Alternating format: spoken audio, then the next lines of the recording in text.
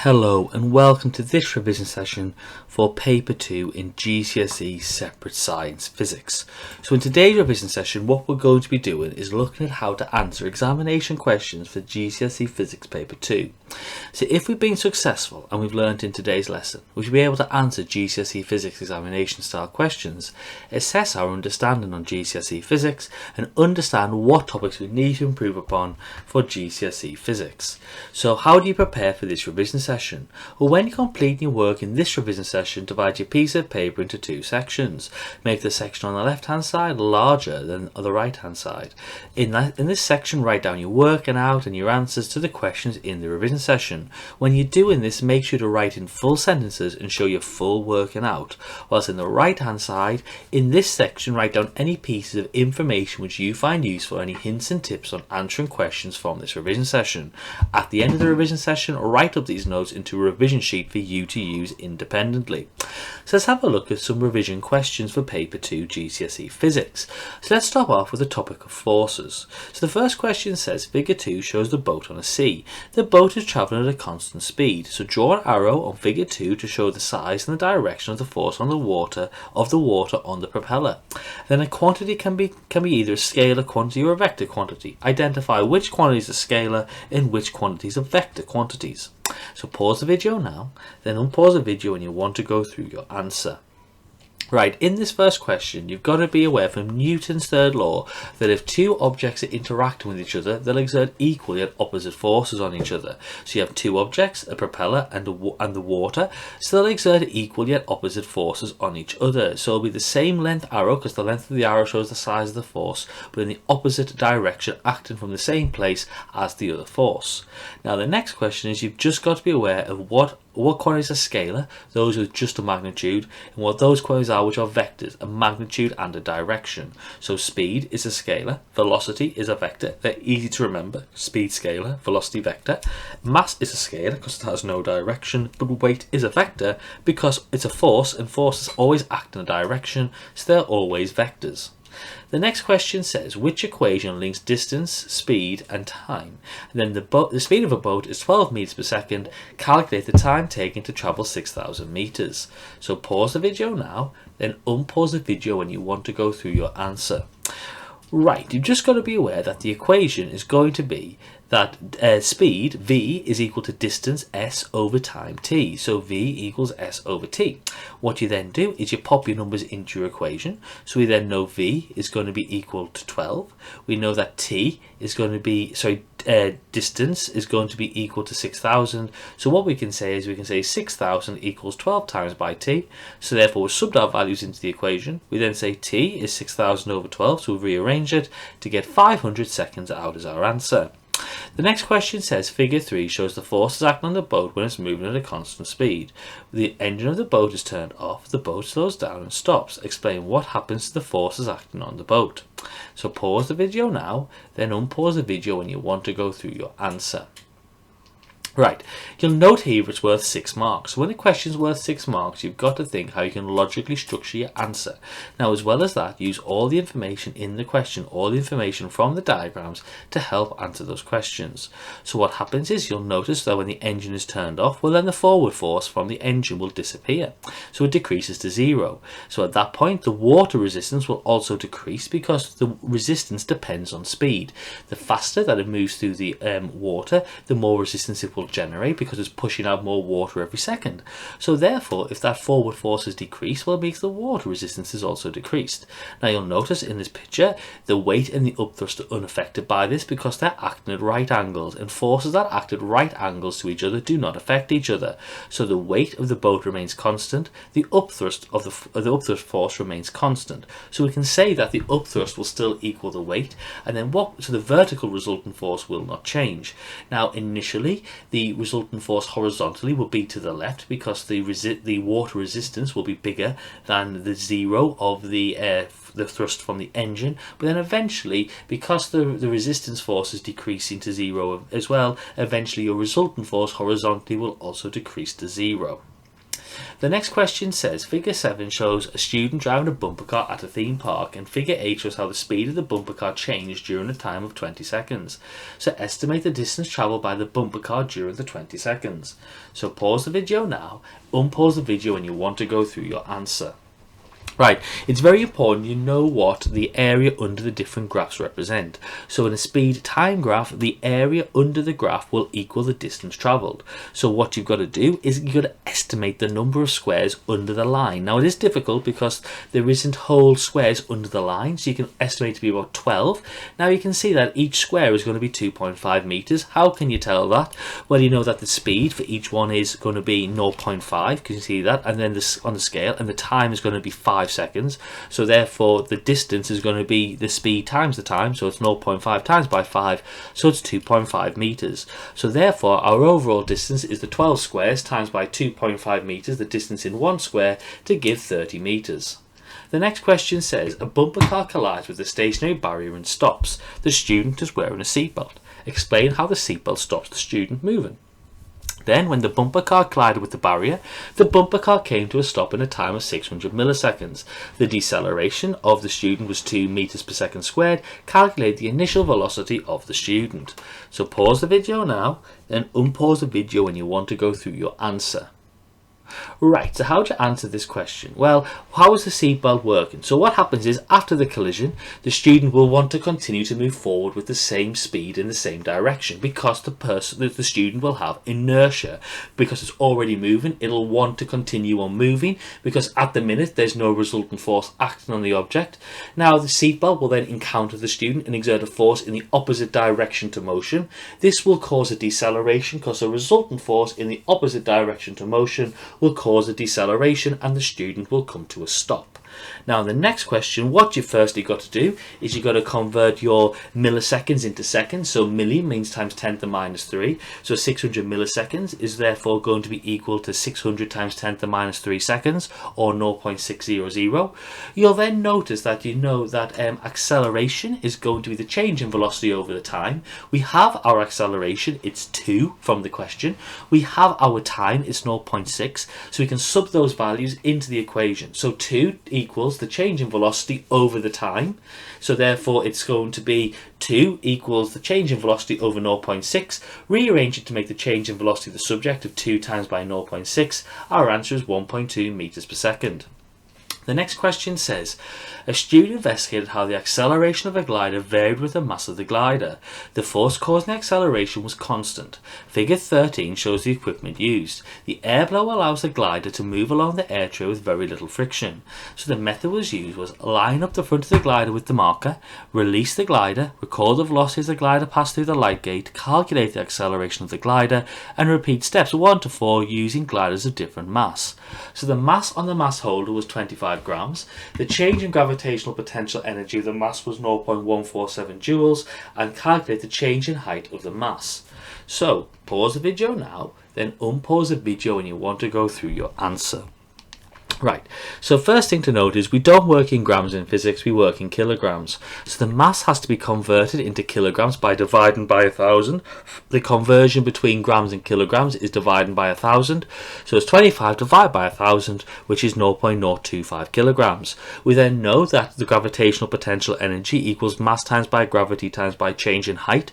We've got the mass, we've got the gravitational potential energy change, we've got the strength of gravity, we can sub them into the equation. We can then rearrange and make the height the subject, so you get 0.60 meters. And again, you check to see, is that going to look like it should be logical? Yes, I think 60 centimeters is going to be a reasonable estimation of the right answer. The next question says, figure 14 shows the results, and the student concluded that the acceleration of the glider is inversely proportional to the mass of the glider. Explain why the student was correct and use data from figure 14 in your answer. So pause the video now, then unpause the video when you want to go through your answer.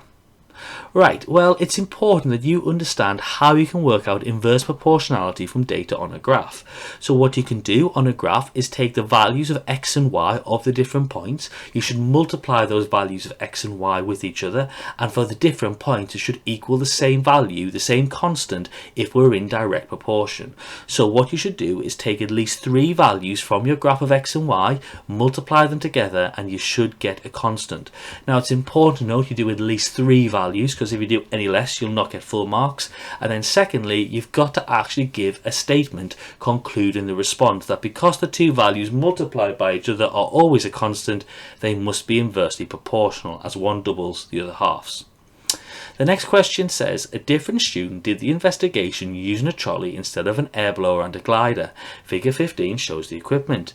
Give one way that the student can make the trolley roll more easily along the bench. So pause the video now, then unpause the video when you want to go through your answer.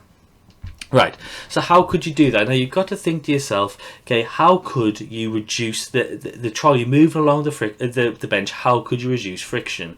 So you've got to remember you can reduce friction by lubrication. So you can lubricate the wheels or the axle of the trolley, and that will then compensate for the friction to ensure that it rolls along more easily. Let's have a look at some questions concerning waves. So the first question says, ultrasound, infrared and visible light are part of the electromagnetic spectrum. Ultraviolet radiation and infrared radiation are emitted by some objects. Give one use of ultraviolet radiation and one use of infrared radiation. So pause the video now, then unpause the video when you want to go through your answer. Right, you've just got to know the different uses of the electromagnetic spectrum. So ultraviolet radiation is used for things such as sunbeds or suntanning, also sterilization and killing bacteria. It's also used in fluorescent lamps and detecting like forged banknotes, and also in water purification, a bit of a link with GCSE chemistry. While infrared radiation links into heat mainly, so anything to do with heating, so heaters, normal thermal ovens and infrared cameras as well. You can also have remote controls will transmit information via infrared also. The next question says, an electromagnetic wave has a speed of 300 meters per second. What is the speed of the wave in standard form? What is the equation that links frequency, wavelength and wave speed? And then the electromagnetic wave has a frequency of 750,000 Hertz. Calculate the wavelength of the electromagnetic wave. So pause the video now, then unpause the video when you want to go through your answer. Right, so firstly, when something's in standard form, the number at the start has to be between 0.1 and 9.9. So it has to be 3, and then you've got to work out how many zeros there are, okay, between the value you're given and 3. So therefore you've got 8, so therefore it's going to be 3.0 times 10 to the 8. The next one is an equation you've just got to learn or memorize, and that is that speed is equal to frequency times by wavelength. Then what you can do is you've got the speed from the starting question, you've got the frequency from the information, you can pop them into the equation to work out your wavelength. Again, remember, substitute into the equation, then rearrange, then work out your answer, which is going to be 400. Remember to stick your units on. Remember, we measure wavelength in meters, so the answer is 400 meters. The next question says, waves transfer energy. Radio waves are transmitted from a radio station and absorbed by a radio receiver. What is created in the radio receiver when radio waves are absorbed? Then radio waves may be refracted when they travel from one substance to another. Which diagram shows the refraction of a radio wave? So pause the video now, then unpause the video when you want to go through your answer. Right, as a fact, you've got to learn that radio waves are produced when an alternating current passes through a transmitter, and they're also produced when a radio wave is absorbed by a radio receiver.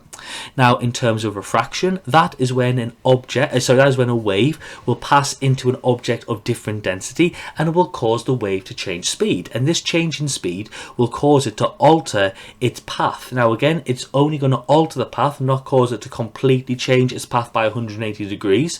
So it can't be the second answer, and also it can't be the answer on the far right, because the path has not deviated at all. So the only possible answer is going to be the answer on the far left. The next question says, when the radio receiver is switched on, a sound wave is produced. Give 2 differences between radio waves and sound waves. So pause the video now, then unpause the video when you want to go through your answer. Right, you've got to be able to work out the differences between different types of waves. So firstly, radio waves are electromagnetic waves, radio waves are transverse waves, while sound waves are mechanical waves, sound waves are longitudinal waves. Now it's also useful, if you wanted to define what we mean by transverse and longitudinal. So in transverse, the oscillations are perpendicular to the direction of energy transfer, and in a sound wave where they're longitudinal, we can see that the oscillations are parallel to the direction of energy transfer. Now another property of electromagnetic waves is that radio waves can travel through space while sound waves cannot, and radio waves travel at a much faster speed than what sound waves do, because electromagnetic waves are the fastest waves that can travel in the universe. The next question says, Table 4 shows the speed of sound in different substances of 2 different temperatures. Give 3 conclusions about the effect of temperature and the type of substance on the speed of a sound wave. So pause the video now, then unpause the video when you want to go through your answer. Right, here it's a test of you being able to analyse data and you looking to see how both the substance will affect the speed but also how the temperature will affect the speed, to analyse multiple data sources at once. So your conclusion could be, firstly, just generally about the temperature, that for all substances when the temperature increases, the speed also increases. Now you can then also link it into the different materials. So the greatest change in speed is going to be in steel, and then it also says we can have a conclusion which links in the different substances. So we say in general, on average, the speed of sound in steel, a solid, is going to be greater than that of the speed in air and in water, a gas and a liquid. The next question says, a teacher used a ripple tank to show how varying the frequency affected the wavelength of the water waves. Figure 4 shows the apparatus. So this is the method used. Turn on the lamp, adjust the power supply so that the wooden bar vibrates with a frequency of 10 Hz to produce waves on the water. Take a photograph of the image of the waves projected onto the white card. Measure the length of 5 waves from the photograph. Calculate the wavelength of one wave and repeat steps 2 to 5 for different frequencies. So the method used by the teacher is better than measuring the length of only one wave directly from the white card. Explain why. So pause the video now, then unpause the video when you want to go through your answer. Right, so how do you answer this question? So you've got to understand how this required practical works. Now to help this, look at the diagram that they give you in the question. So you'll see straight away that the waves on the photograph, okay, are stationary, so a more accurate measurement of length can be made against a meter ruler. So it's better to actually take a picture because then it's easier to see the length more accurately. Then the second thing to note is by looking at the image there, that if you measure the length across 5 wavelengths and then divide by 5, that allows you to calculate a mean and a more accurate value of one wavelength. Why is that a more accurate value? Well, because the bigger the value that you measure, the lower the proportion of error that will be generated from when you measure your result. So in every case in physics, the bigger the number you are, the lower your error as a percentage, so therefore the more accurate your result will be. Let's have a look at some questions to do with magnetism and electromagnetism. So, a student investigated magnetic fields. Figure 4 shows a cube-shaped magnet and a magnetic compass. Describe how the student could identify the poles of the magnet using the magnetic compass. So pause the video now, then unpause the video when you want to go through your answer. Right, how to answer this question? Well, you've got to understand that magnetic compasses interact with magnetic fields. So you'd move the magnetic compass close to the magnet, so it's inside its magnetic field, and then the needle of the compass will point towards the south pole of the magnet. So remember, the north pole of a compass will point towards the magnetic south pole of the magnet, because opposites will attract. So remember, your north pole of your compass points to your magnetic south pole of your magnet. The next question says, Figure 5 shows a wire with a current in it. The arrow shows the direction of current in the wire, and there's a magnetic field around the wire. Figure 6 shows the wire when the current is in the opposite direction. Complete Figure 6 to show the magnetic field around the wire. So pause the video now, then unpause the video when you want to go through your answer.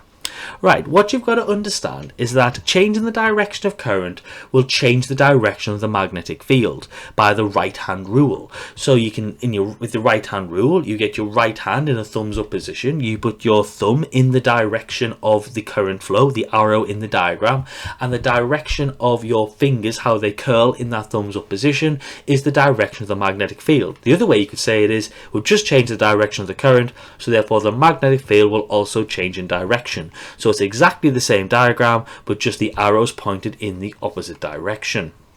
The next question says, Figure 7 shows an electromagnet made from a coil of wire wrapped around an iron core. When the switch is closed, there's a magnetic field around the electromagnet. Label on Figure 7 the North Pole N and the South Pole S. So pause the video now, then unpause the video when you want to go through your answer. Right, so how would you work it through? Well, what you can do is you'll notice that in this question you can see that you've been given the direction of electrical current. So what you can then do is you can work it through by using the idea of the coil wrapped around here to see where it comes through, and then you pop your poles there at either side of your particular iron core. The next question says the student opened the switch and placed a paperclip near an electromagnet. When the switch was closed, the paperclip accelerated towards the electromagnet. Write down the equation that links acceleration, mass and force. The initial resultant force on the paperclip was 4.8 times 10 to the minus 3 newtons. Calculate the initial acceleration of the paperclip when the mass of the paperclip is 4 times 10 to the minus 4 kilograms, and explain why the acceleration of the paperclip changes as the paperclip moves towards the magnet. So pause the video now, then unpause the video when you want to go through your answer.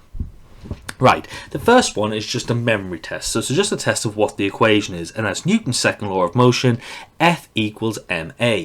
Now in this next question we sub our values in, so we know what F is, we know what m is, so you can pop our values in. We then rearrange it to make a the subject, so 4.8 times 10 to the minus 3 over 4 times 10 to the minus 4. We get our answer out to be 12 meters per second, which we estimate to be a good value. Now the next question, it's important to note why there is a resultant force. Now there's a resultant force present because it's inside the magnetic field of the permanent magnet, or the electromagnet, sorry. So therefore what this tells us is if the acceleration is changing, well therefore the resultant force must be changing because they're directly proportional. Resultant force is directly proportional to the acceleration it produces. So if the resultant force is changing, it tells us that the magnetic force is changing, so therefore the paperclip's acceleration will change. Now when you get closer to an electromagnet, the magnetic field lines are closer together, so the magnetic force is larger, so the acceleration will increase. The next question says figure 10 shows a step-down transformer that's part of the circuit inside a computer. The transformer connects the main supply to the computer circuit. The potential difference across the primary coil is 230 volts. The potential difference across the secondary coil is 48 volts. The current in the primary coil is 2.40 amps. Calculate the current in the secondary coil. So pause the video now, then unpause the video when you want to go through your answer. Right, so how do you answer this question? Well, you've got to be aware that in a transformer, the power in equals the power out. So power is potential difference times by current. So it's the current times by the potential difference in the primary equals the current times by the potential difference in the secondary. So in the primary, it's going to be 2.4 times 10 times by 230 equals 48 times by the current. We can then rearrange that, make current the subject, then work out our value to be 11.5 amps. And once again, that makes sense because we've noted that the potential difference has dropped from 230 to 48, so therefore to equal out the current must increase from 2.4 to a higher value, so 11.5 makes sense. Next question, the current in the primary coil is 2.40 amps. Calculate the time taken for a charge of 288 coulombs to pass a point in the primary coil. Give your answer in minutes. So pause the video now, then unpause the video when you want to go through your answer.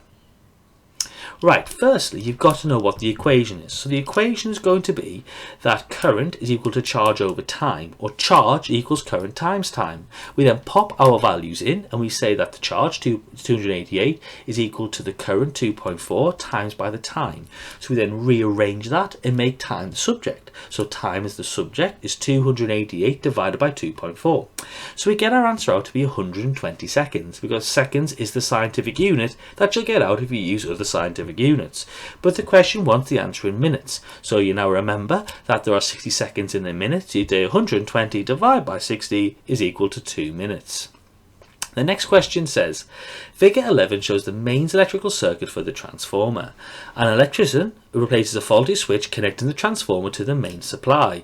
The circuit was disconnected from the main supply to prevent the electrician from receiving an electrical shock. Explain why the electrician could have received a shock if the circuit was connected. So pause the video now, then unpause the video when you want to go through your answer. Right, how do you answer this question? Well, you've got to remember that you get an electrical shock if there's a potential difference between the circuit and the person or the earth.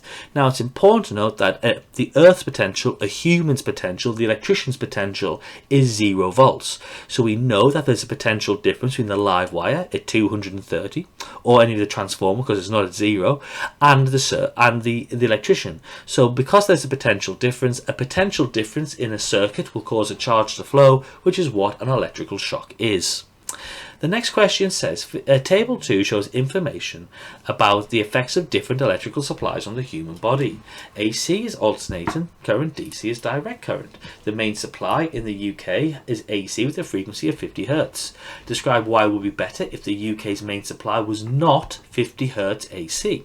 So pause the video now, then unpause the video when you want to go through your answer. Right, so this is all about analysing data. So you don't need to know anything about physics to answer this question. It's just about analysing data. So if you look at the values, you'll notice that 50 Hz, which is what we use, causes pain at both lower currents, in lower currents than both DC or 10,000 Hz AC. Now the pattern then continues as the effects increase in severity. So what we can say is both the DC supply and the 10,000 Hz AC supply both have similar currents at all pain levels, whilst that's not the case for the 50 Hz. So therefore it'll be a less desirable value to use. Let's have a look at some questions regarding space physics. So the first question says energy is released by nuclear fusion reactions in the core of the sun. Describe 2 conditions in the core of the sun that allow fusion reactions to occur. Then energy is transferred from the sun to the earth by electromagnetic waves. Infrared and ultraviolet are 2 types of electromagnetic waves that are emitted by the sun. Compare infrared and ultraviolet waves. So pause the video now, then unpause the video when you want to go through your answer. Right, you've just got to know what the conditions are in the core of the sun that allow fusion to take place. So you've got to understand it's a very high temperature to overcome the positive repulsion of the nuclei, but it's also got to have a very high pressure to push the particles together so they'll collide and they'll fuse. Now the next one is you've just got to compare and contrast electromagnetic waves and link how the properties. So the first thing is, what is the commonality about all electromagnetic waves? Well, all electromagnetic waves will travel through a vacuum. All electromagnetic waves will travel at the same speed. All electromagnetic waves are transverse, and all electromagnetic waves transfer energy. That's just facts you've got to learn. Now, when you're comparing differences, always think about frequency and wavelength. So infrared, you've got to know, has a longer wavelength than ultraviolet. Infrared will therefore have a lower frequency than ultraviolet because wavelength and frequency are inversely proportional. Where one goes up, the other goes down, and vice versa. Now frequency also links into how much energy is transferred. So because ultraviolet waves have a higher frequency, they'll transfer more energy than infrared and will actually be a bit more dangerous as an electromagnetic wave. So the next question says, the sun is in the main sequence stage of its life cycle. Explain why the sun will eventually leave the main sequence stage. Then describe the stages of the life cycle of the sun from leaving the main sequence until it stops emitting visible light. So pause the video now, then unpause the video when you want to go through your answer.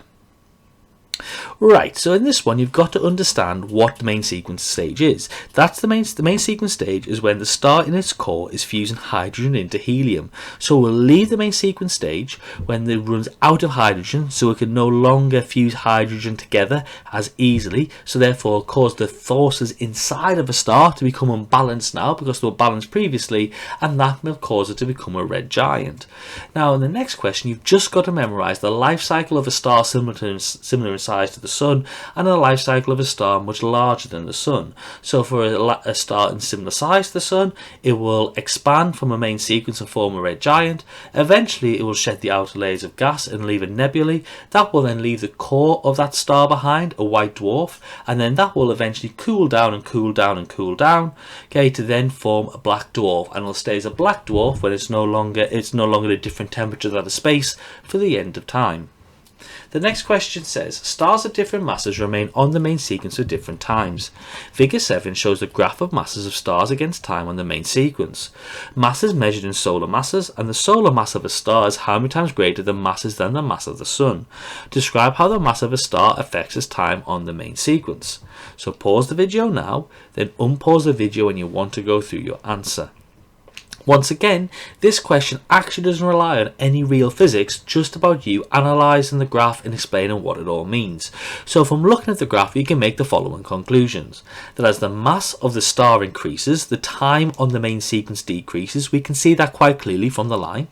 That for stars up to 2 solar masses, a small increase in mass will have a large decrease in time on the main sequence mass. You can see that because the line drops suddenly at that point. And then for stars between 2 and 6 solar masses, as the mass increase, the time on the main sequence does decrease, but by a smaller amount. You can see that the line is decreasing less rapidly. And then finally, for stars greater than 6 solar masses, as the mass increases, the time on the main sequence will almost remain the same, because it's a very similar line, it's a very flat line. Now, you note here that you've just got to break the graph down into different sections and explain the different sections, or describe even, not even explain, just describe them, say what you see to get your full marks. And again, the hint there is that there's 3 marks, so you've got to describe at least 3 different parts of the graph. So with that brings an end to our revision session today. So if we've been successful and we've learned in today's lesson, we should be able to answer GCSE physics examination style questions, assess our understanding on GCSE physics, and finally understand what topics we need to improve upon for GCSE physics. So thank you very much for watching this revision session on paper 2 for separate science physics. So I hope you've enjoyed this revision session and have a lovely day.